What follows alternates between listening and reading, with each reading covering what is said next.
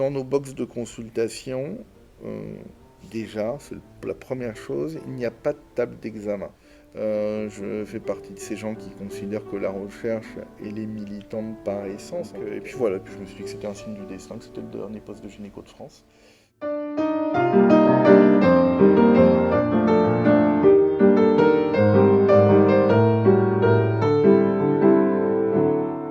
Bonjour à tous, donc bienvenue dans notre podcast Au Microscope. Donc, je m'appelle Tiski, je suis VP Projet au sein du TCN et étudiante en 3e année de médecine. Et salut, donc moi pareil c'est Yanis Abdi, donc je suis étudiant en 3e année de médecine à Nancy, pareil VP projet au sein du TCN. Et donc aujourd'hui on a le plaisir d'avoir avec nous le professeur Agopiance, donc en gynécologie médicale principalement. Donc est-ce que tout d'abord vous pouvez vous présenter s'il vous plaît? Oui, évidemment. Donc, je suis Mickaël Agopian, je suis gynécologue médical, maître de conférences et praticien hospitalier, donc Université de Lorraine et CHU de Nancy. Et beaucoup de fonctions, mais je pense que la principale, c'est de diriger le centre d'AMP, de co-diriger le centre d'AMP du CHRU de Nancy. Ok, AMP qui veut dire... Assistance médicale à la procréation pour celles et ceux qui connaissent un petit peu moins. Ok, parfait. Est-ce que vous pourriez nous raconter ce qui vous a poussé à choisir la médecine comme carrière? Complexe. Question classique et complexe. Choisir la médecine, peut-être une opposition, je le dis toujours comme ça, je pense une opposition au paternel qui était juriste et qui n'aimait pas forcément les médecins et les personnes en santé, travaillant lui-même au ministère de la Santé, les considérant comme des personnes qui ne comprennent rien aux lois et aux droits.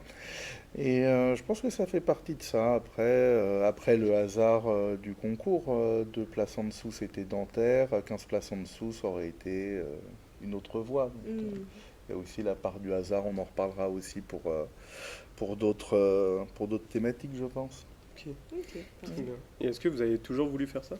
Ou vous avez eu plus petit à petit cette... Non, c'est venu petit à petit. Je pense qu'avant le lycée, on ne sait pas exactement. Je pense pas jamais avoir voulu être pompier, comme classiquement, mais, Ok. non, je pense que c'est venu petit à petit. Je pense que j'aurais bien aimé faire du droit plutôt, hein. Mais voilà, une fois qu'on se retrouve là, et puis les années avançant, ça devient plus en plus engageant de se reconvertir, et puis ça devient de plus en plus intéressant en fait, hein. Donc en fait les difficultés de sortir de la filière augmentent, l'intérêt de rester augmente aussi, donc voilà pourquoi je suis ici aujourd'hui, Ok. entre autres. Ok. Et une petite question à part, Ouais. est-ce que vous avez un métier où vous étiez sûr que vous ne voulez pas le faire? Je suis pas sûr. Je dirais boucher, je pense. Désolé pour ces gens-là, mais non, ça, je pense que c'est quelque chose que Ok, je ne pourrais jamais faire et que j'aurais jamais envie de faire. ok, Mais je ça, l'avais jamais pensé comme ça.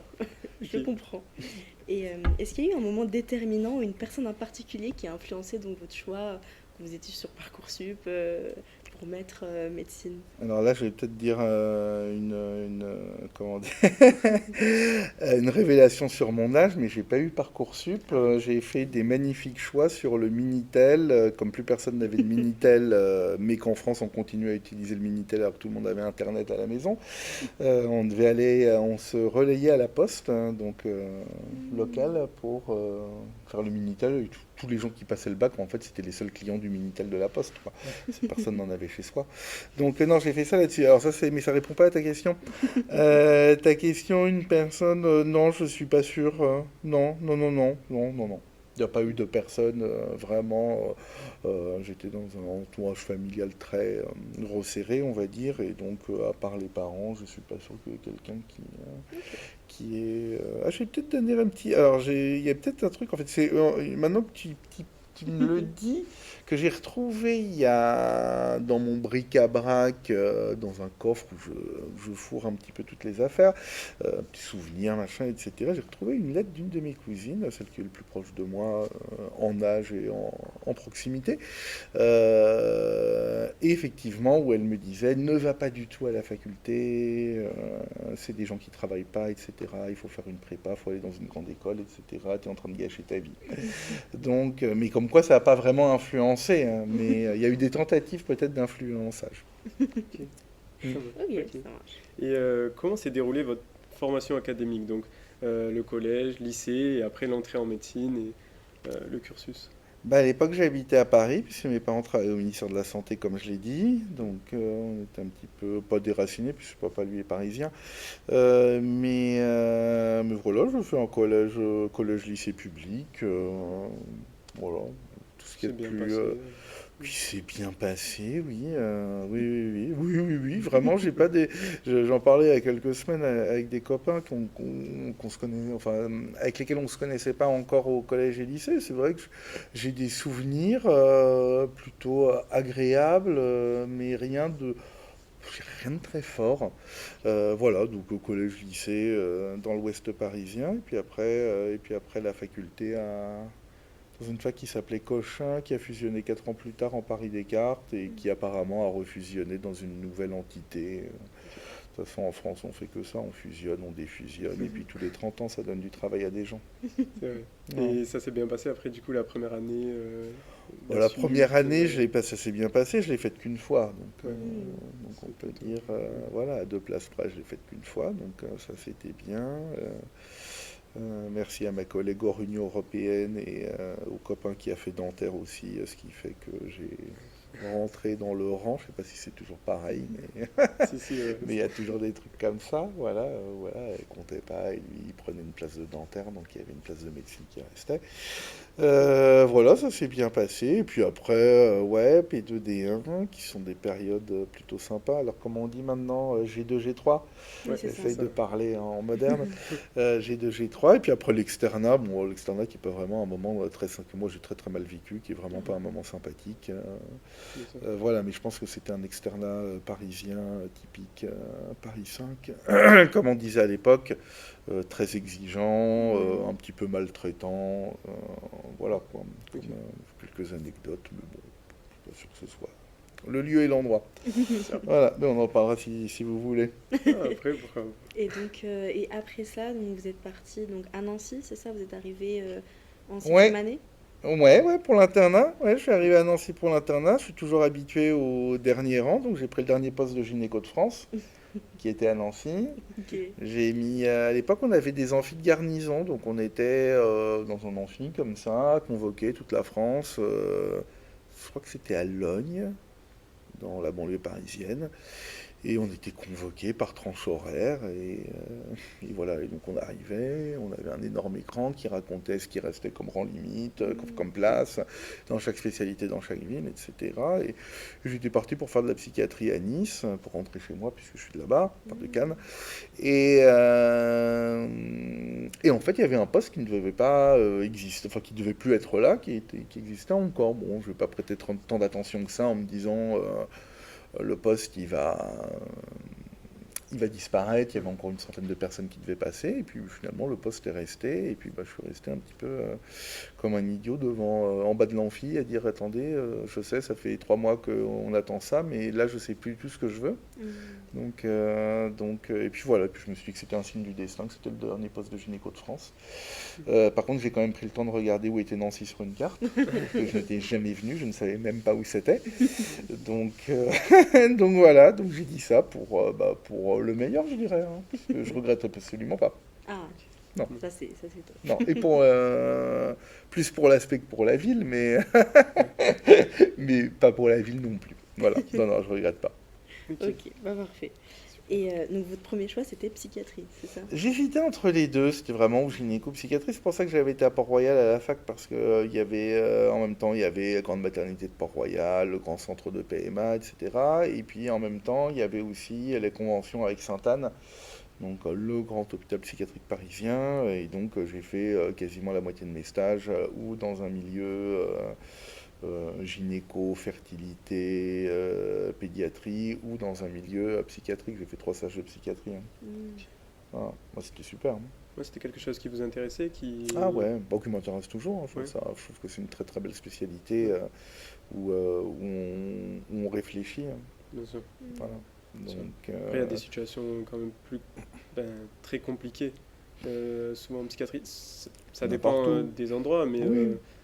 je pense que... Je pense que dans toutes les spécialités, tu peux trouver, ça dépend de ta pratique, que ce soit du public, du privé, du libéral, de l'associatif, tu peux trouver, et puis en termes de thématiques aussi, donc je pense que tu peux trouver dans un cas comme dans l'autre, enfin dans toutes les spécialités, des différences de pratique en fait, avec des choses plus complexes, moins complexes, où tu raisonnes plus, où tu raisonnes moins, etc. Je pense pas qu'il y ait une spécialité qui ait l'apanage soit de la complexité, soit du raisonnement. Mm. Mm. Ok. Mais c'est vrai que la psychiatrie, c'est peu commun en tout cas, les personnes qui choisissent ça en premier lieu, parce qu'il y a beaucoup de préjugés un peu qu'on imagine de la spécialité, où Mhm. on s'imagine des choses sûrement fausses, je Peut-être, ouais. pense, hein. Mhm. Donc c'est peut-être pour ça, mais c'est sûr que, en tout cas, c'est intéressant de vous entendre Ouais. dire que c'était soit l'un, soit l'autre. Ah oui, c'était soit l'un, soit l'autre. Ah bah, si j'avais ni l'un ni l'autre, bah, ça aurait été encore autre chose, mais C'est vrai. et une autre aventure, mais voilà. En tout Et cas, ça a été l'un donc, ou l'autre. quels ont été les défis que vous avez rencontrés en tant qu'étudiant ou jeune médecin et comment est-ce que vous les avez surmontés? Les défis, c'est vaste, hein. Oui, Ouais, J'avoue. ouais. C'est- Les défis, c'est vaste. Je sais pas vraiment comment répondre à ça. Les défis, je pense qu'il y a des défis d'être étudiant. Après, je pense être étudiant à Paris, comme j'ai été, c'est des choses un peu plus complexes de par le coût mm, des études, de par parfois la charge mentale, par les transports, par une vie qui, à mon avis, peut-être plus épanouissante, agréable, etc., notamment quand on a moins de 25 ans, avec toute une vie culturelle, vraiment à portée de main.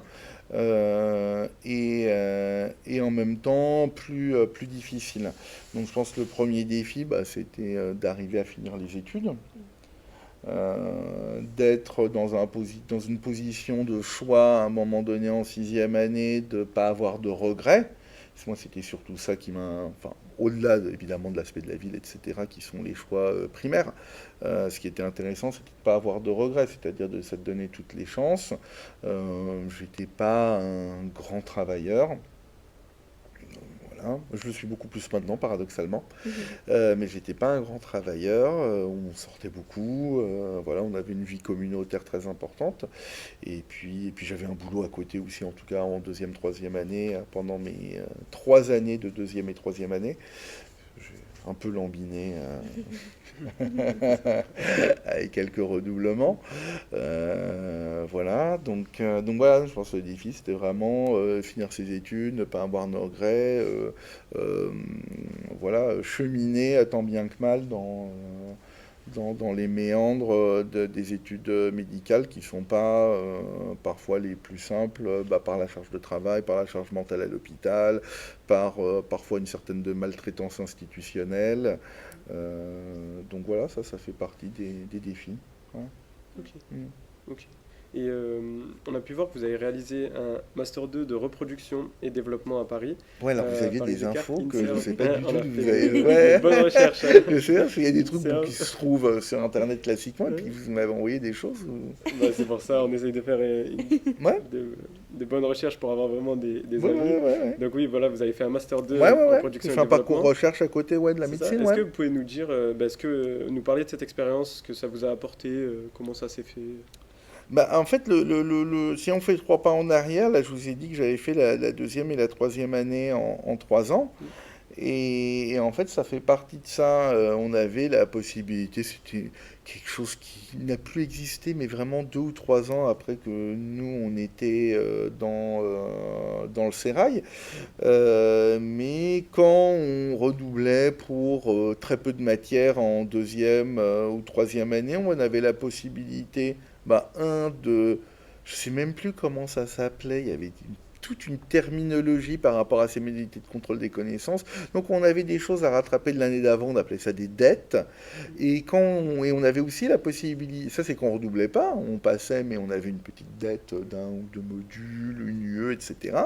On passait pas, donc du coup on était redoublant de l'année en cours, et on avait la possibilité de s'avancer.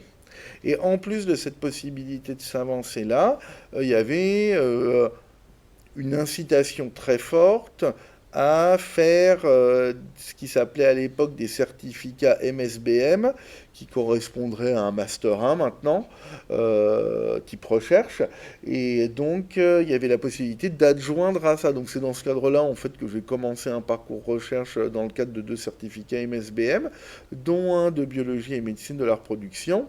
Et ça m'a mis un petit peu dans le bain. Et donc, effectivement, quand j'ai été interne donc, de la spécialité de gynécologie médicale à Nancy, j'ai eu envie de poursuivre ce parcours recherche entamé quasiment 10 ans avant.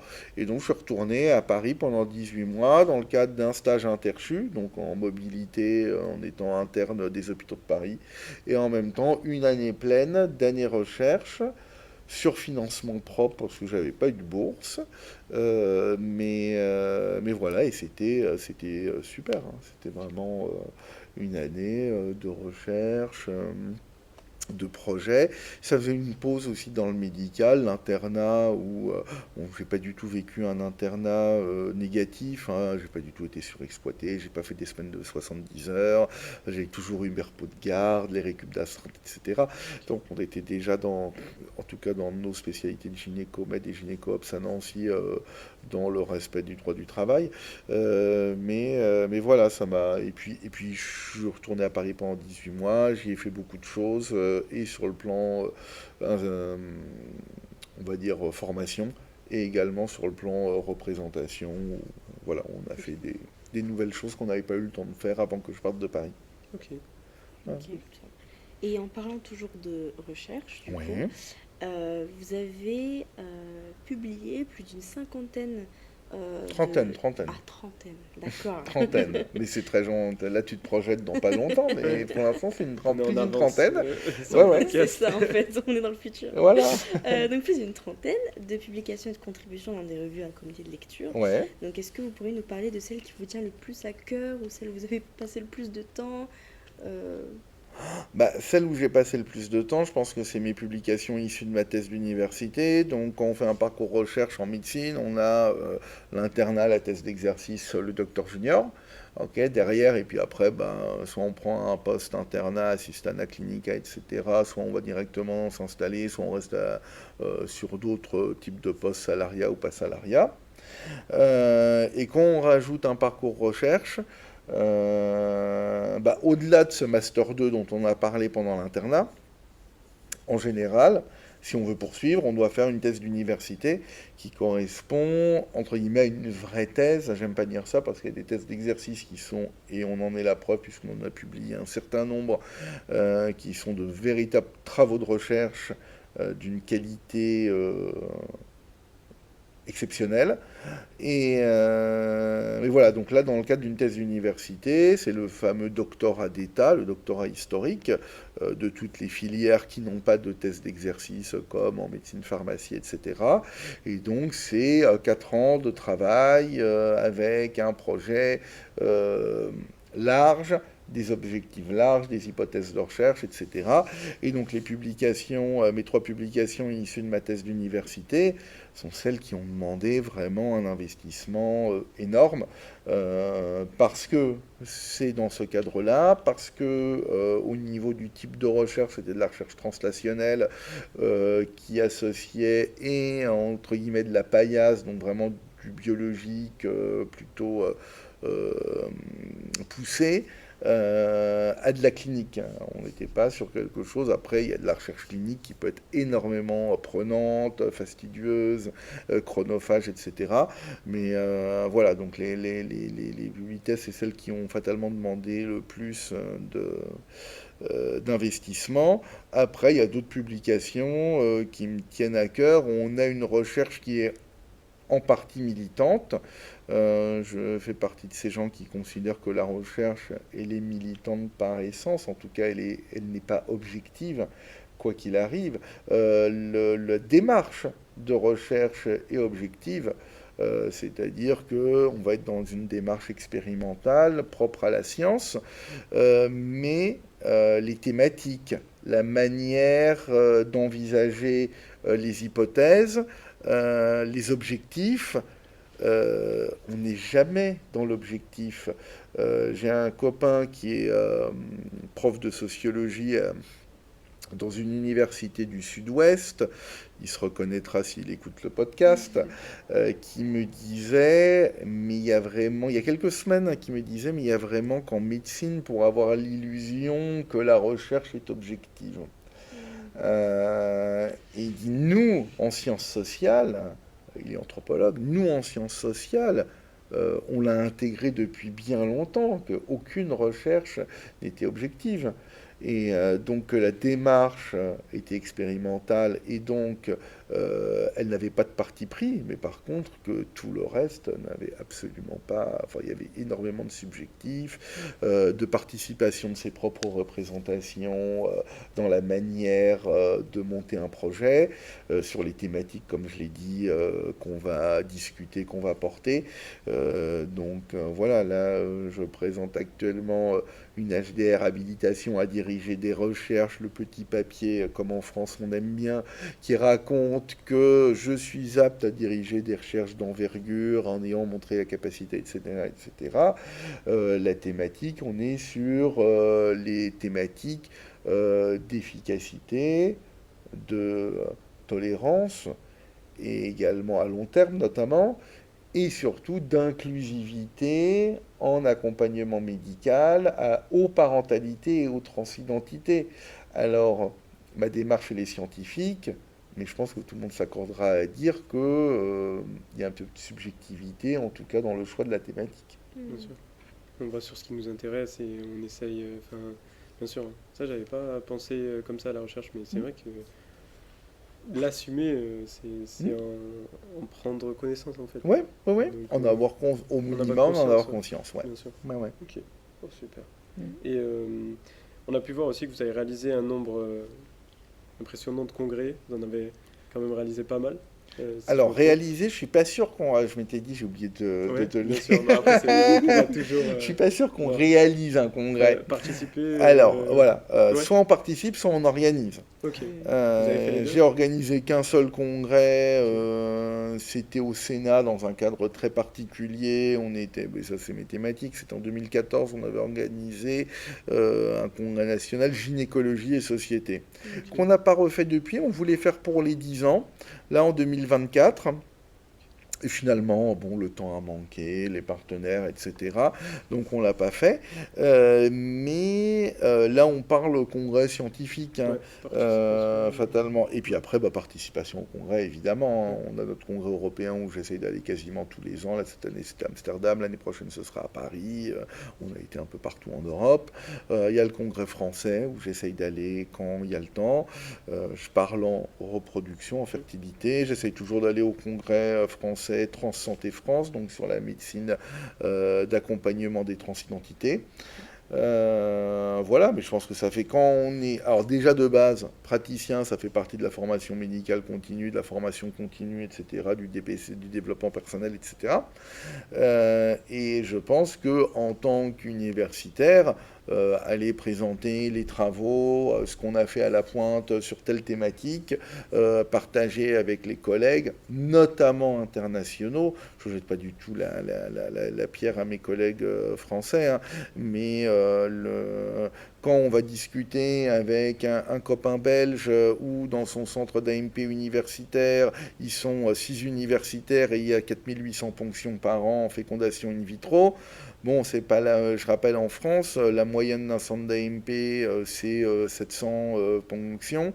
Donc, et la moyenne d'universitaires par centre d'AMP universitaire, c'est 1,5, si je dis pas de bêtises. Donc, on n'est pas dans les mêmes situations et donc il y a une plus-value encore plus que dans le Congrès français, qui est déjà challengeant dans les discussions qu'on va avoir, notamment dans l'applicabilité en France, voilà, la loi de bioéthique, etc. Et aussi d'autres thématiques de recherche qui peuvent être intéressantes, mais les échanges internationaux sont vraiment passionnants. Ouais. Et pour vous, ces différences avec les autres pays frontaliers, au niveau de la fertilité, elles sont dues aux lois éthiques en France? Elles sont dues Ouais, à quoi pour vous? ouais, C'est ouais, surtout pour ça? ouais, Ok. ouais, ouais. Ouais. Je vais pas partir en diatribe Ouais, contre la loi de bioéthique en France, hein, mais bon, il y a, on est toujours sur des thématiques. Là, j'ai écrit un article sur la PMA pour toute là. On écrivait, on est le 11e pays de l'Union européenne. Bon, 11e, c'est pas 26e, mais bon, c'est c'est 11e. ouais. Et puis voilà, il y a tout un tas de carcans.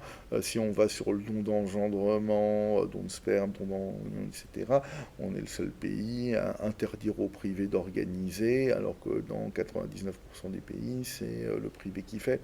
Donc, je ne suis pas un militant pro-privé, vous l'aurez bien compris, hein, je suis pas un étendard, voilà. Mais qui sait fait, en fait, hein. Moi, c'est mon principe, et à partir du moment où il y a des gens qui veulent faire, il n'y a aucune raison que la loi qui est faite par des gens qui n'y connaissent rien à ces thématiques-là interdise des gens compétents de faire et donc diminue l'accès aux accompagnements médicaux, notamment en termes de parentalité, à certaines personnes par rapport à ça, les délais, etc. Voilà. Ça marche. Et vous avez pu parler aussi de la transidentité tout à l'heure. Ouais, J'aimerais bien rebondir dessus. ouais. Euh, Quelle est votre vision par rapport à la médecine sur la prise en charge des personnes transidentitaires? Comment vous les accompagnez? Et, Bah, l'accompagnement en transidentité, on n'a pas actuellement de carcan législatif qui nous empêche d'avancer. Donc l'évolution sur les 10 dernières années que j'en ai vues, et notamment sur les 5 dernières années où ça s'est à mon avis accéléré, on a une évolution très positive dans le cadre de l'inclusivité des accompagnements. C'est-à-dire qu'il y a encore 10 ans, il y avait du mégenrage, il y avait de l'imposition de la tenue vestimentaire, il y avait obligation de chirurgie pour le changement de genre à l'état civil, etc. Et donc la société médicale, la société dite savante, hein, qui s'occupait de ces thématiques, a changé de nom, a fait son mea culpa par rapport à des pratiques pendant des décennies qui sont actuellement considérées comme inhumaines. Et donc il y a eu une mue quasiment partout en France sur ce versant de la médecine-là, une mue qui est vraiment positive et vraiment euh, qui a été catastrophique pendant des décennies, mais qui s'est vraiment très vite métamorphosée sur les 5 dernières années. En AMP, on part de beaucoup moins loin, et par contre, ça avance très lentement. Mm. Donc, on n'est pas exactement sur les mêmes évolutions. Voilà. Mais c'est deux médecines que moi je compare toujours, et je prône quelque chose d'assez singulier, c'est-à-dire je considère que tout médecin de la fertilité, tout médecin gynéco, endocrino, etc., qui est spécialisé en fertilité, devrait également avoir les compétences et la charge au niveau de l'accompagnement des transidentités. C'est les mêmes types de praticiens, des gynécos, des endocs, etc. C'est des hormones, c'est du suivi d'hormonothérapie, et puis on est dans de la normale. On n'est pas dans du pathologique. Les gens sont pas là ils sont là pour un enfant, ils sont là pour évoluer dans leur genre. Ils sont pas là pour être soignés. Donc en fait, on est sur de la médecine d'accompagnement de personnes normales dans le cadre d'un projet de vie. Donc les deux démarches sont complètement parallèles. Et donc je prône ça. Pour l'instant, c'est pas encore entendu, mais c'est assez novateur. Donc on verra ce que ça donne ok, dans 10 ans. ok. Et j'ai juste une dernière pour encore rebondir sur ce Ouais, que bah, vous avez dit. continue de Bah, rebondir. sur la fertilité, vous en avez parlé, c'est quelque chose d'assez clivant. En ce moment, c'est quelque chose d'assez important. On entend le président parler de la fertilité, enfin vraiment beaucoup de gens en Mhm. parler. Est-ce que bah, du coup, vous pouvez nous donner votre votre avis sur ça. Qu'est-ce qui causerait pour vous, enfin, du coup, vous avez fait des congrès, tout ça, qu'est-ce qui jouerait sur cette baisse de la fertilité? Qu'est-ce qui pourrait aider, au contraire, à impacter positivement, enfin, votre vision à peu près sur ça? Alors, je suis pas sûr de pouvoir définir un impact positif sur ces thématiques. En tout cas, pas sur les deux. Faut différencier ce qui est de la fertilité de ce qui est la fécondité. La fertilité, ça va être la potentialité. Donc là, la potentialité, elle est mise à mal par... Je vais pas faire un cours, je peux en parler pendant 2h30, hein, mais, Sur des points un peu voilà, importants, mais exactement. Il y a deux points, il y a deux trends qui sont importants. Le premier, c'est les enfants sont faits de plus en plus tard. Et l'âge est le premier facteur de diminution de la fertilité d'un individu, pas de la femme, hein, bien sûr. d'un individu. Deuxièmement, donc ça c'est le premier. Deuxièmement, il y a toutes les causes environnementales, de pollution, de perturbateurs endocriniens, etc. Et là aussi, on pourrait faire là pour le coup une semaine de cours entier, qui existe d'ailleurs. Il y a une magnifique UE à Paris-Saclay sur la toxicologie de la reproduction. Et donc c'est le deuxième trend qui va diminuer donc ce potentiel.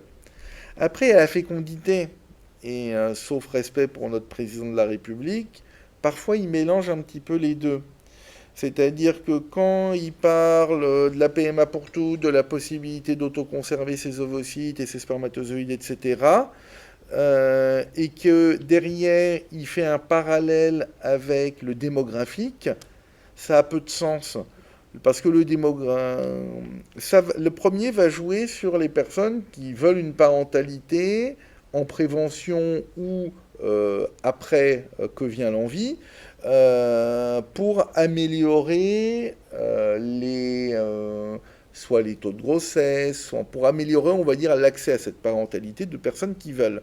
La fécondité, si on veut aller dans un sens ou dans l'autre, faut le primum, c'est pas tellement ça, c'est de donner aux gens envie ou pas envie d'avoir des enfants, avec soit des mesures incitatives, soit des mesures donc, comme on a avec les allocations familiales, qui sont la mesure historique en France par rapport à ça, qui ne diminuent pas avec le nombre d'enfants, etc. Ça, c'est des choses qui peuvent se discuter. Ou comme il y a eu en Chine, la politique à l'inverse de l'enfant unique. Voilà, donc ça c'est des politiques démographiques qui font que on va avoir une fécondité qui va augmenter ou qui va diminuer. Mais dire que l'un va résoudre l'autre et inversement, en fait, les liens existent, mais c'est pas des liens de corrélation directe, quoi. Et ça, faut peut-être avoir fait un vrai Bien sûr. cursus de recherche pour le comprendre. J'aimerais juste Ouais, bien sûr. embrayer Bien sûr, encore bien un sûr. petit peu dans la gynécologie Mhm, médicale et là vraiment la pratique pure et dure. Étant moi-même femme, mhm, forcément que mhm, je suis déjà allée voir des gynécologues. Déjà, il y a toujours cette petite peur de se dire est-ce qu'on va tomber, pardon, mais sur le mhm. bon Ouais, ouais, je gynécologue. vois Il y a ce que tu veux vraiment, dire, ouais, il je y a suis vraiment une d'accord. recherche, alors que je ne trouve qu'il n'y a pas forcément cette recherche dans d'autres spécialités. Par Ouais, je exemple, suis un médecin d'accord. généraliste, on tape médecin généraliste sur Doctolib, déjà il y en a beaucoup plus, donc c'est pas la même chose. Ouais, ouais, Parce que ouais. c'est vrai qu'il y a peu de Ouais, gynécologues ouais. en France, je crois qu'il Ouais, y en a ouais. que 6000 si j'ai pas de bêtises à peu Ouais, près. ouais, ouais, ouais, ouais. On était, oui, oui, oui, en cumulé avec les obstétriciens, oui, c'est quelque chose C'est comme ça. ça. Donc Ouais, c'est Effectivement, assez déjà dur de trouver ouais, un ouais. gynécologue, un bon gynécologue, il me semble. Alors peut-être que j'ai faux dans les statistiques, mais que 60% peut-être des gynécologues sont masculins, si j'ai pas de bêtises. En tout cas, il y a une majorité de masculins que de Je féminins. suis pas sûr de ça. Ok, ça Alors, marche. je pense que là, c'est très. Actuellement, on a des promotions d'internes en gynécomates qui sont féminisées à plus de Ok, 90-95%. En obstétrique, autour de 80%, je dirais. ok. Je connais moins les chiffres de nos amis obstétriciens.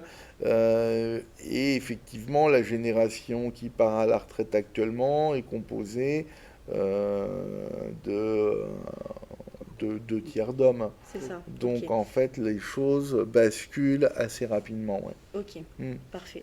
Donc effectivement, sur ce point-là. Et donc, je voulais vous demander comment est-ce que vous faites pour avoir un climat de confiance au sein de votre cabinet, du coup pour la femme ou pour les parents, peu importe, qui puissent se confier, être à l'aise, alors que c'est pas facile honnêtement d'être à l'aise dans ce contexte-là. Voilà, qu'est-ce que vous faites pour avoir un climat de confiance qui peuvent rassurer, qui peuvent voilà, être plus... Alors, euh, dans mon service en médecine de la fertilité au CHU, euh, on ne- alors, on a une pratique de la gynéco, puisqu'on fait des examens gynéco, quand on fait un transfert d'embryon, une insémination ou une échographie pelvienne par voie endovaginale, on est sur un examen gynéco. Par contre, on n'a pas une pratique de la gynécologie, du suivi, etc. Donc si je peux donner un exemple, parce qu'il me tient à cœur, deuxièmement parce que je le trouve assez novateur, et troisièmement parce qu'on a des très bons retours de la part de la patientèle, c'est que dans nos boxes de consultation, euh, déjà, c'est la première chose, il n'y a pas de table d'examen. Ok.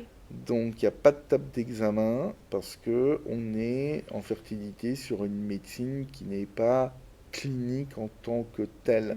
Mm. On va avoir une clinique de l'interrogatoire très poussée. On va avoir une clinique qui va être complétée par un examen échographique dans le cadre d'un temps dédié. Donc ça, je pense que le temps dédié est important et le lieu dédié. C'est-à-dire que si il y a besoin d'une échographie, il y a une salle d'échographie. Mm. S'il y a besoin, et j'insiste sur le s'il y a besoin, pour tous ces examens cliniques inutiles qui ont été faits pendant des années, et heureusement que nous on ne pratique pas depuis très longtemps, s'il y a besoin, parce qu'il y a une justification médicale à avoir un examen gynécologique dans ce cadre-là, il y a une salle d'examen dédiée. Mm. Deux raisons. Le fait que le temps soit différencié, le fait que le lieu soit différencié, ça permet, de ne pas avoir cette espèce de montée d'angoisse de on arrive dans la salle, alors que la salle, c'est une salle de discussion. On a pour discussion faire des ordonnances, récupérer des résultats, expliquer la technique de fertilité ou l'accompagnement hormonal, etc. Et donc, il n'y a pas, quand on entre, la table d'examen, l'échographe, la sonde d'échographie C'est ça. vaginale, les étriers. Ça, c'est très important. Et le fait que ce soit séparé, ça permet de... Alors, je ne vais pas dire qu'on est toujours assuré à 500%, mais en tout cas, on maximise la sincérité du consentement. Mm. J'ai toujours l'habitude de dire, quand la table d'examen est avec les étriers, avec un type en blouse qui est le docteur, et la table d'examen à 3 mètres, voire à 40 centimètres de la chaise où la personne est assise, je suis pas sûr que le consentement soit toujours ultra sincère. Et ça, c'est un vrai problème. Donc voilà, donc ça, c'est un truc qu'on a mis en place pour, dans ce cadre-là, qu'on a, voilà. Et je sais que parfois, au niveau place, au niveau machin, on peut être un petit peu à l'étroit, etc. Alors nous, on est super dans notre centre, mais il y a parfois ces thématiques-là. Malgré ces thématiques-là, on a mis ça en place. Voilà, donc ça fait partie, mais je suis complètement d'accord avec toi. Et je pense que ce rapport, il est aussi lié au fait que la gynéco, euh, ça, ça touche à l'intime. C'est ça. C'est-à-dire qu'il va y avoir des discussions. Bah, la discussion contraception, elle est toujours à un moment donné liée à une discussion sexualité.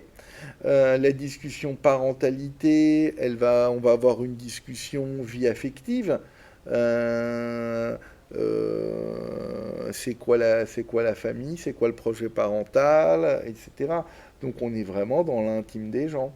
Donc je pense que tu as complètement raison. On retrouve une typologie de recherche par rapport à son ou sa praticienne qui peuvent être complètement différentes des autres types de pratiques médicales. Mm. Ouais, je suis complètement d'accord. Mm. Mm.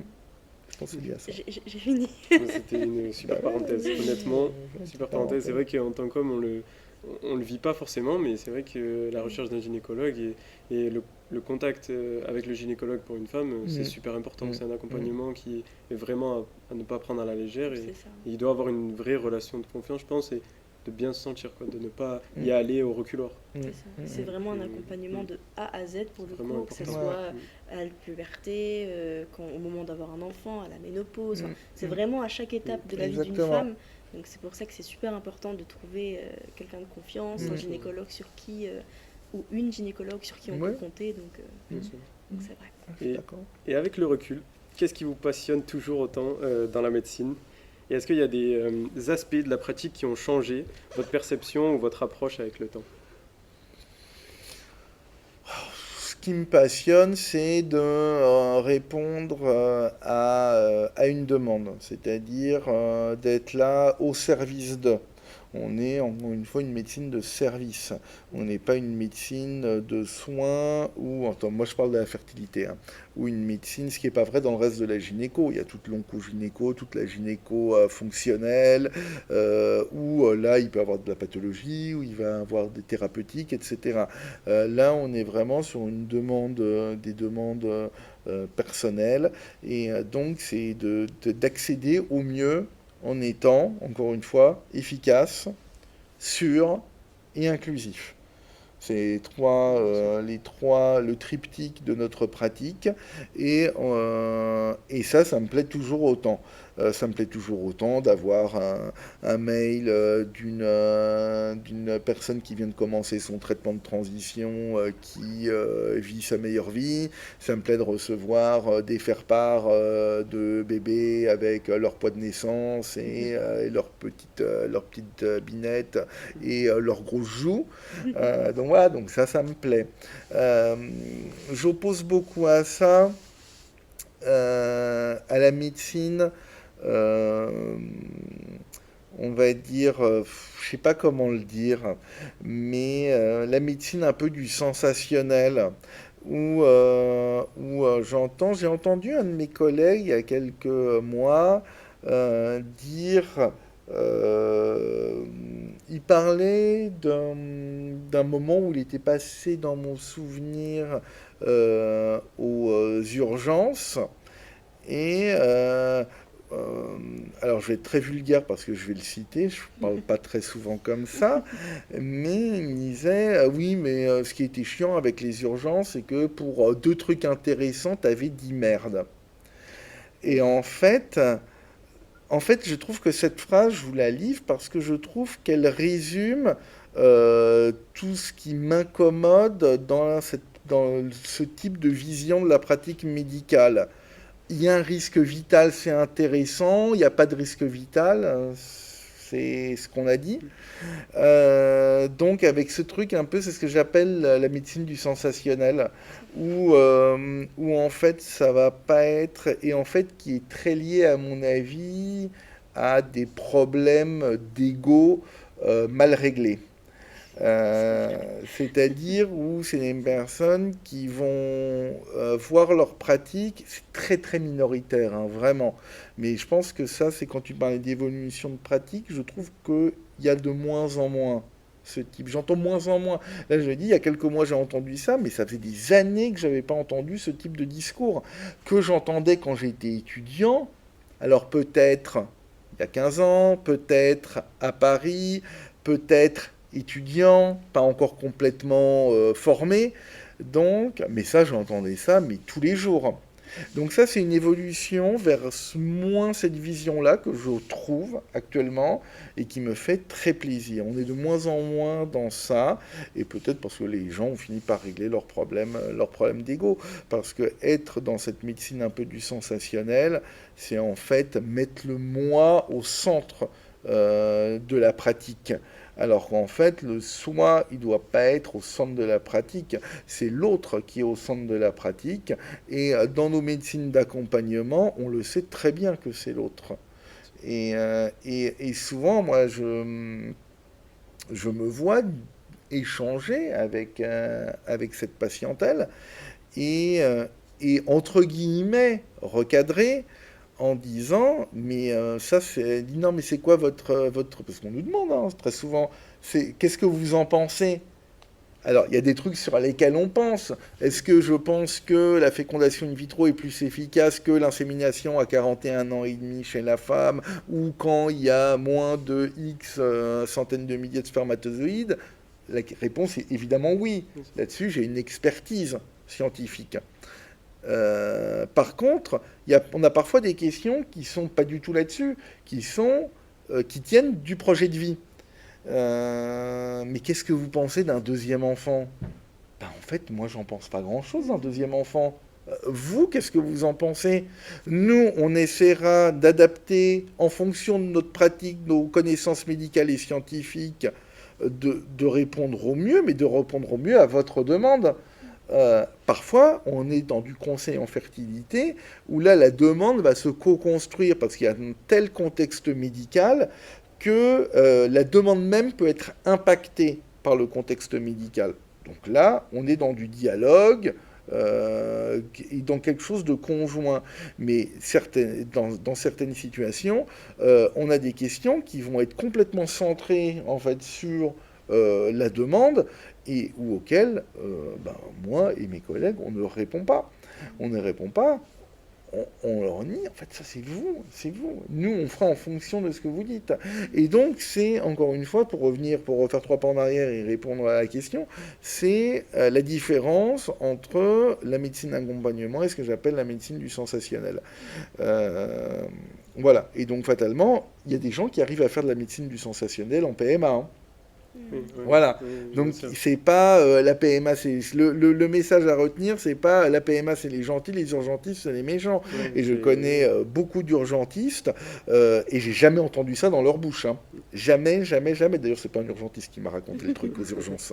Comme quoi, c'est peut-être que, voilà, pour en avoir discuté beaucoup d'entre eux, quand je raconte mes marottes, et que je tourne en boucle comme parfois je peux tourner en boucle, mes copains urgentistes, ils sont d'accord avec ce que je raconte. Hein. Alors, peut-être devant moi, mais non, mais ce que je veux dire, c'est que voilà, faut pas être dans du corporatisme, il n'y a pas une spécialité qui est mieux qu'une autre, voilà, chacun fait ce qu'il peut, et il y a des personnes fantastiques partout. Bien sûr. Mais sensationnel, c'est retrouvable dans toutes les spécialités, ça c'est Oui, sûr. on arrive à en faire partout. Si on Oui, arrive à en c'est faire en PMA, je peux vous dire qu'on en fait partout. bien sûr, Voilà, c'est sûr. il n'y a aucun C'est- souci. Euh, et moi, du coup, j'aimerais juste rebondir sur quelque chose, Mhm. puisque c'est vrai que j'en ai pas encore vraiment entendu parler. La technologie médicale, bien sûr, elle progresse à un rythme fulgurant. Mhm. Bien sûr, ça va s'inséminer dans toutes les spécialités. Ouais. Alors en gynécologie, j'y ai réfléchi un peu et je me suis dit que peut-être en PMA, etc., oui, il y a peut-être un Non. intérêt, mais Ah bah, je sais pas ce que tu vas me dire. ah. Excuse-moi, excuse-moi, Mais ce excuse-moi. que j'allais dire, c'était qu'en gynécologie, je trouve que c'est peut-être une des rares spécialités où, pour le coup, l'humain est indispensable, je trouve, de mon point de vue. Ne serait-ce que dans rassurer, accompagner, avoir quelqu'un sur qui compter, se Mhm. baser. Parce que voilà, les examens gynécologiques, je me vois mal avoir un robot, une intelligence artificielle le faire. Donc ce que je veux dire, c'est que je trouve personnellement que la Mhm. gynécologie ne sera peut-être pas aussi impactée que la chirurgie, par exemple, pourrait l'être, dans les pratiques pures et dures. Et je voulais du coup avoir votre avis là-dessus, et même d'un point de vue de la fertilité, de la Ouais, ouais, PMA et ouais. tout. Comment est-ce que Ouais, vous c'est pensez que ça intéressant. allait impacter en fait la technologie médicale là-dessus?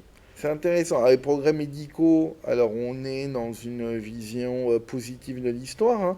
Les progrès médicaux, ils s'accumulent sans perdre ce qu'on a acquis par ailleurs. Euh, il y a plusieurs éléments de réponse. Dans le domaine de la fertilité, il y a eu 2 énormes avancées, enfin je veux dire 3 énormes avancées sur la deuxième partie du XXe siècle. La purification des gonadotrophines qui a permis de donner des thérapeutiques hormonales qui allaient agir sur l'ovaire, soit en rétablissement d'une ovulation normale, soit en hyperovulation en vue de ponction d'ovaire. La deuxième révolution, ça a été la fécondation in vitro. Ça, c'était fou de pouvoir faire un embryon à l'extérieur de l'humain. Donc ça, c'était quelque chose de... C'est le truc. Voilà. Et puis après, il y a eu l'ICSI, cette méthode où on rentre les spermatozoïdes un par un dans les ovules en fécondation in vitro, qui a été une révolution parce qu'elle a permis de diminuer les indications d'AMP avec don de spermatozoïdes de manière drastique. Voilà. Taux qui reviennent avec la PMA pour toutes finalement aux besoins des années 70-80, c'est-à-dire avant l'ICSI. Donc depuis 90-91 l'ICSI, on n'a pas eu d'énormes révolutions. J'ai l'habitude de caricaturer, alors je me fais parfois taper sur les mains, mais je dis que la recherche en AMP, parfois elle recherche, enfin elle vise à amener en fécondation in vitro le quart de demi-ovocyte de plus chez les patientes de 35 à 37 ans résidant dans une province donnée des États-Unis. C'est-à-dire que c'est pas de la recherche qui va révolutionner. Mm. Ça va améliorer en marge, mais ça va pas révolutionner les choses. Si on va un peu plus loin avec l'intelligence artificielle, la robotique, etc., je suis d'accord avec toi actuellement.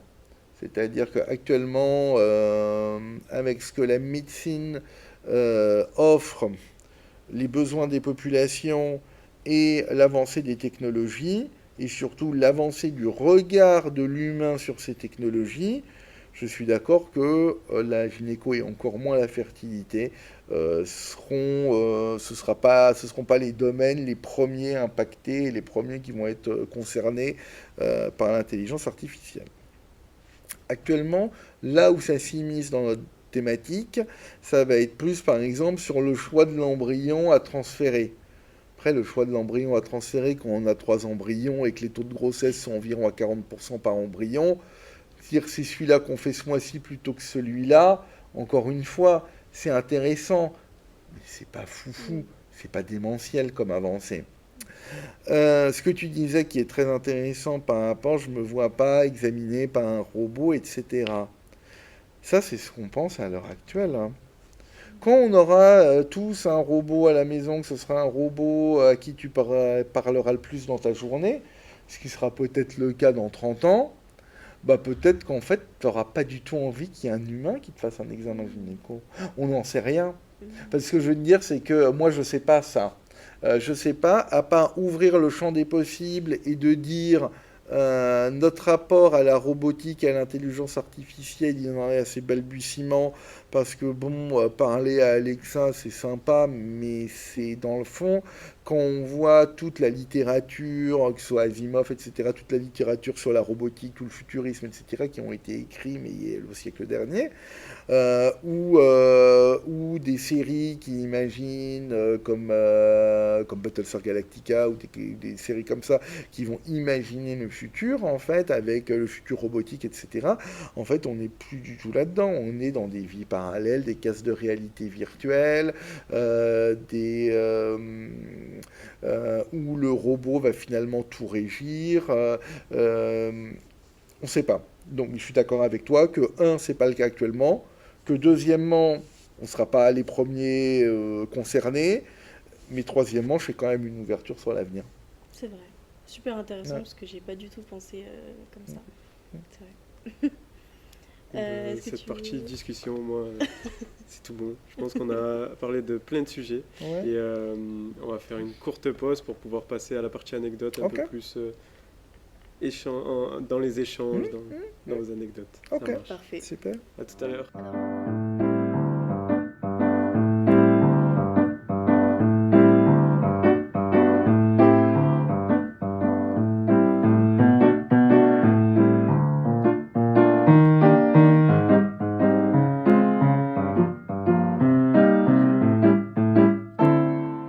Alors, on se retrouve après cette petite pause pour donc la partie anecdote, beaucoup plus rapide, avec des réponses un peu plus du tac au tac. Donc, pour commencer, quelle a été la meilleure année en tant qu'étudiant en médecine pour vous? Alors, je vais être très à contre-courant. J'ai adoré ma 6e année. C'est l'année où je pense que je suis le plus sorti, ou c'est peut-être l'année aussi, je devrais peut-être pas le dire, mais on avait le moins de stages. Donc voilà, avec une certaine liberté de travail, un peu comme on voulait, et c'était vraiment très très agréable. J'ai vraiment adoré cette 6e année. Puis voilà, que c'est bien fini, et puis avec beaucoup de vacances à la fin. Donc non, c'était vraiment très bien. Très bien. Je Ok. pense qu'on l'a jamais eu ça. Ouais, c'est Meilleure la année première fois. sixième. Je pense que Ouais, peut-être c'est la une deuxième personne, année. mais- Non, la deuxième année, on est un peu niais, on n'a rien compris, mais enfin, je dis pas ça pour toi. Mais voilà, C'est- non, 6e année, c'était vraiment très cool. Ok. Et la pire, à contrario?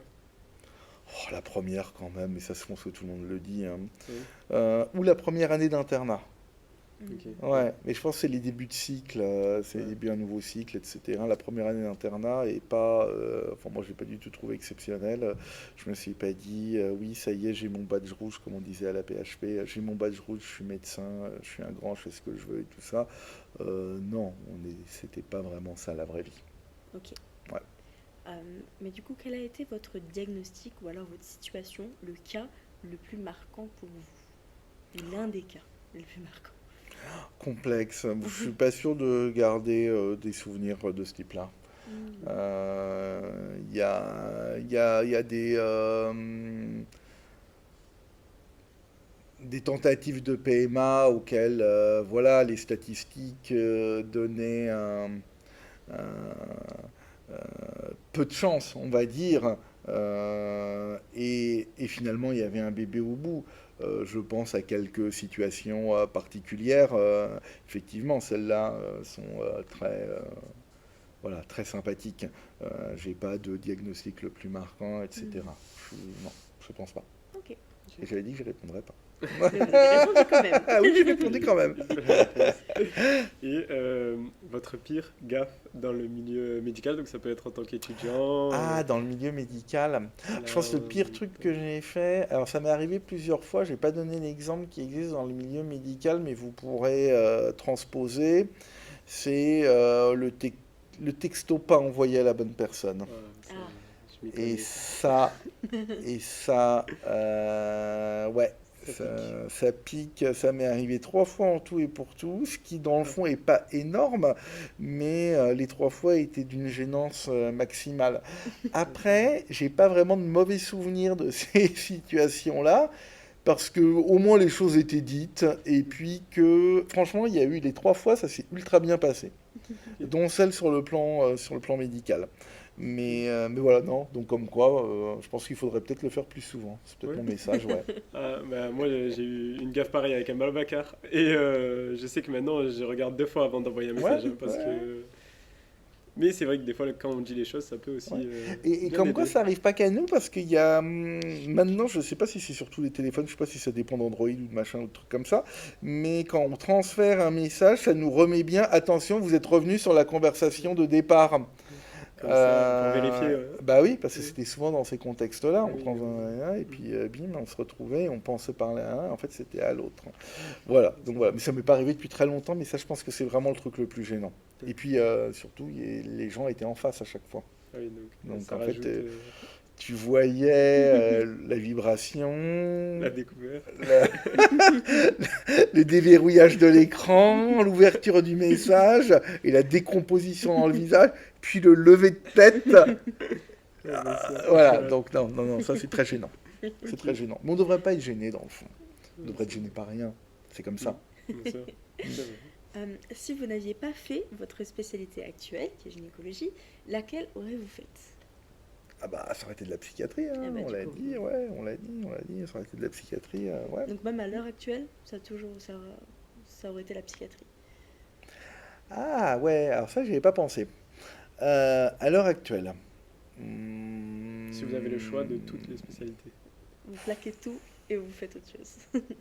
Non, non, non, non. J'aurais pas envie de tout plaquer et de faire autre chose en fait, hein. Non, j'aurais pas envie. Et s'il y en avait une, oui, la psychiatrie. Alors, oui, je pense quand même la psychiatrie. Ou Ok, de la médecine de santé publique, avoir un truc un peu plus global, une ok, approche un peu plus globale. Voilà, ok, je trouve ça génial. Ouais, Ok. j'ai vu un de mes parfait. copains qui fait de la santé publique à Lyon là hier et ouais, c'est des types super. Ok. Mm. Ok, ça marche. Et quel est votre talent caché hors médical? Talent caché, je suis pas sûr que c'est ça à moi qu'il faut demander. Talent caché, pas vraiment comment répondre. Je peins, voilà, je fais de la peinture. Ah, ok, Pas de la peinture d'appartement, mais je peins des toiles ok, en huile, surtout. ok. Voilà. Après, est-ce que c'est un talent? C'est un... Enfin, vous le faites souvent, c'est Oui, un oui, oui, loisir. oui, Ok, oui, fatalement, j'écris, je peins. C'est les deux trucs que je fais vraiment dehors. Voilà. Après, écrire, c'est une facilité quand on a, voilà, par le boulot, par le côté universitaire, etc. Donc il y a une certaine facilité à écrire. Peindre, plus compliqué, mais ça c'est plus mes maman peint très bien, Ah, les génial. plus artistes et tout ça, ce que papa n'est pas du tout. Mais voilà, donc je pense que ça vient de là, c'est plus un talent familial, on va dire. Génial. Et vous peignez des portraits, des Je paysages? suis beaucoup plus je suis très en abstrait. Ah, Après, parfois je fais aussi du figuratif, ça me pose pas de soucis. ah, Ça me génial. pose pas de soucis. Voilà. Et dans Jusqu'au la... moment où tu arrives dans la maison et où tu ne vois que des toiles de moi. Et alors, si t'aimes pas, ça peut être un peu oppressant, je t'assure, hein. D'accord. Eh ben, mon papa est peintre aussi, donc je comprends. Et C'est bon. dans l'abstrait aussi, donc je vois. Je vois. Et dans la même vibe que ce que je te disais tout à l'heure, si vous Mhm. n'aviez pas fait médecine, quel métier aurez-vous fait? Ah, eh ben, j'aurais fait ce que vous faites aujourd'hui. Parce que j'ai failli être journaliste. Ah, En fait, quand j'ai travaillé, c'est vrai que je l'ai pas dit tout à l'heure, je voulais embrayer là-dessus, j'en ai pas du tout parlé. Quand j'ai les années où j'ai travaillé pendant le deuxième, troisième année, etc., je travaillais à la radio. ah, Donc, du coup, je travaillais à Europe 1 à Paris. Donc, du coup, ça a été tout mon externat. En fait, quand je suis arrivé externe, euh,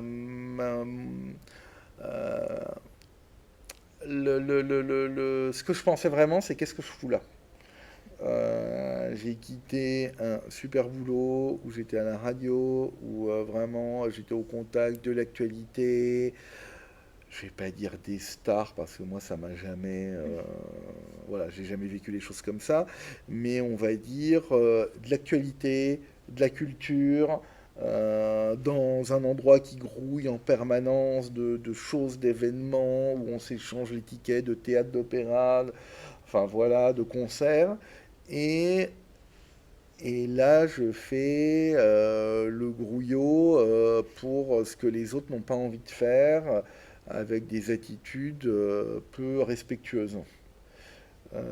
Donc vraiment, ça a été la chute. Il y a un contraste, ouais.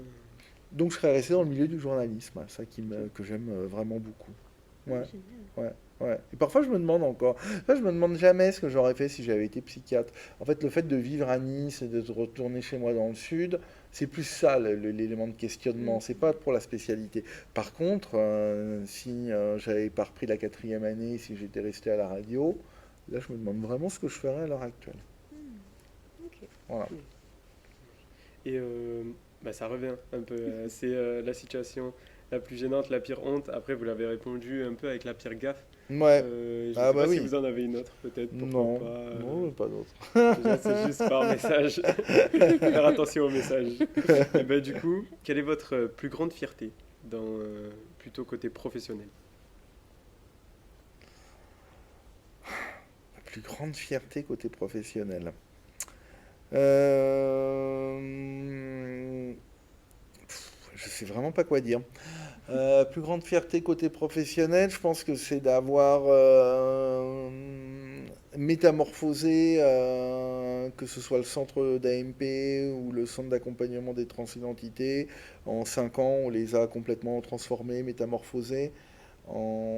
Et je pense que l'expérience de la patientèle est largement améliorée. Ça fait partie des fiertés parce que voilà, souvent les personnes qui travaillent dans l'hôpital public daubent un peu sur l'hôpital public avec parfois des petites guéguerres, médecins versus direction, etc. Moi, j'ai vécu absolument pas tout ce qui est raconté là. J'ai vécu des discussions avec des gens ouverts, intéressés, soutenants, et où on était dans le gagnant-gagnant. Donc voilà, ça fait partie de la fierté parce que les gens disaient que c'était pas gagné. Voilà. Après la fierté, c'est pas trop mon truc. Ouais, Mais bon, ça sert pas à grand chose. ouais, non, bien sûr. C'est vrai. Voilà, mais bon, Ok. c'est une parenthèse. Et quel est votre plus beau moment en tant que gynécologue médical? Le plus beau moment, ma dernière garde. Ah, Le jour où j'ai arrêté les gardes, ok. Ouais. c'était une libération. Voilà. Et puis surtout que c'est arrivé 2 fois, parce que la première fois, je pensais vraiment que c'était fini, et j'en ai re-eu derrière. Mais, euh, mais la première fois était encore plus belle que la deuxième. La deuxième, j'avais déjà vécu une fois, et puis bon, je savais que c'était pour un temps limité, avec un nombre limité. Mais c'est toujours quelque chose que j'ai détesté. Ah, ok. Non, non. Par rapport au manque de sommeil, par rapport à l'ambiance, par rapport Le, au climat. L'ambiance très boulot, voilà, un petit peu, on est les canards, tout ça, voilà, c'était pas mon truc. Pas tant le manque de sommeil, mais le fait de pas être chez soi. Ça, c'est quelque chose, je suis un peu casanier, donc c'est un truc qui me convenait pas. Et les situations d'urgence. Et ça, j'admire mes amis obstétriciens euh, d'avoir les épaules pour ça. Je pense que c'est vraiment quelque chose de très compliqué. Je trouve que c'est un truc le plus compliqué. Voilà, je suis pas du tout fait pour ça. J'en ai tiré les conclusions, hein.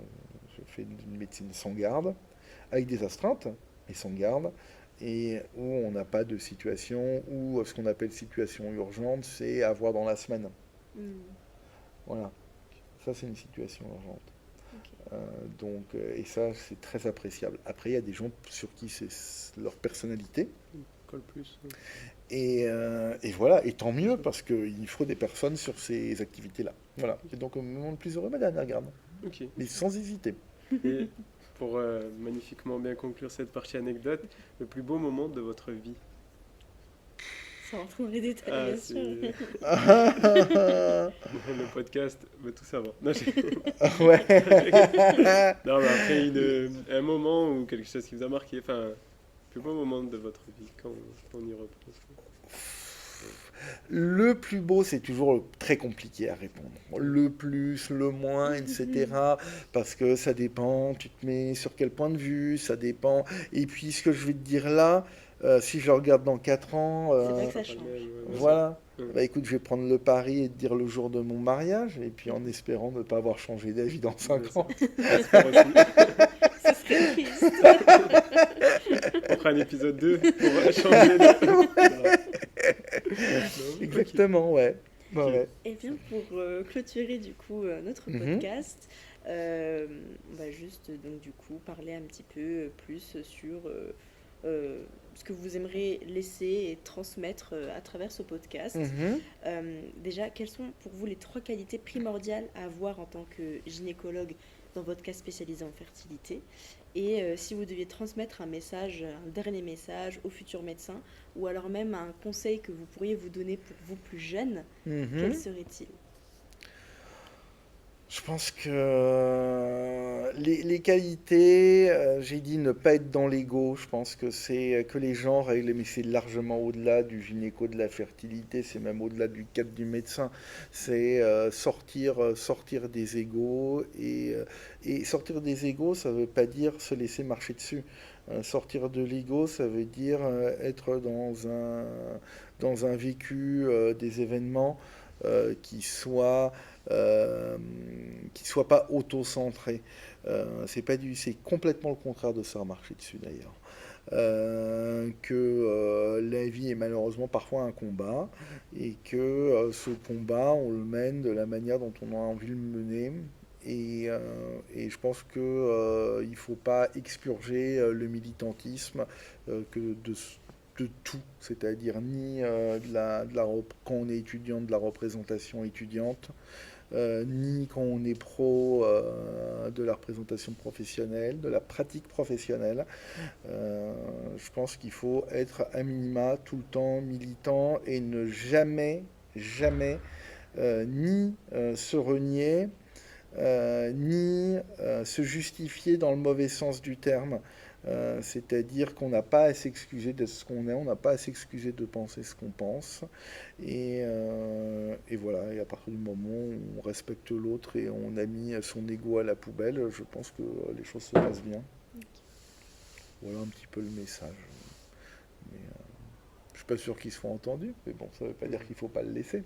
Ok. J'espère qu'un maximum de gens pourront en tirer Oui, des ben c'est conséquences toujours et ce qu'on pourront espère. prendre... Sinon, on ferait pas de l'enseignement si c'était ça. pas notre espoir. Bien sûr, Après, entre l'espoir et la réalité, il y a il y a parfois un pas de- monde dans bien sûr, tous les domaines, hein. bien sûr. Non, bah, en tout cas, merci beaucoup Bah, de professeur rien, Agopian, merci à vous, hein. pour ce moment. Merci à vous, c'était très Ouais, sympathique. on a pu échanger sur plein de sujets, tous très intéressants honnêtement. J'espère que vous avez apprécié regarder ce podcast. N'hésitez pas à mettre des commentaires, liker, vous abonner pour pouvoir voir les autres épisodes. Et on va continuer. Merci beaucoup. Merci encore à une fois. vous. Merci tous Merci les deux. beaucoup. Et on se dit à bientôt. À bientôt. Salut.